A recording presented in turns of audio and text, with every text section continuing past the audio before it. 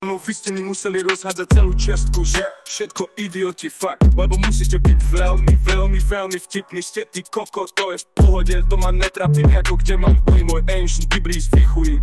Jak dome ho mám, chodte do piče fakt. Ale ten Ron, není to cigán, je to fanboy, takže Šimonov kamarát. Ja a čo?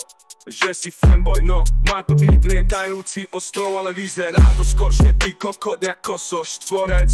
To vyzerá hrozne to, akože ja som nevedel, že keď vyplneš ostrov so seme, tak nebude vyzerať nijak inak, že bude proste ploché na spod. Hej, čo ste mi kurva urobili s tým vytrbaným hradom, vy kokoti? Prečo tam je tráva, kto tam stával trávu? Prečo tam je zrazu tráva pri tom hrade? Nič pokiaľ toto čo je kvéčko, čo som si vyznačil kvéčkom. Čo ste s tým kurva spravili? Čo ste s tým kurva spravili do piče? Choďte do piče obidvaja, no jasné. Vysaďte si tam bambusy, vy kokoti tupi. Kde je ten vytrbaný delfín? Poď sem ty kokot tupi, ty pičus, no konečne. Jebo, mohli ste sa natoľko nudiť, že ste sem vysadili bambusy, Tibor.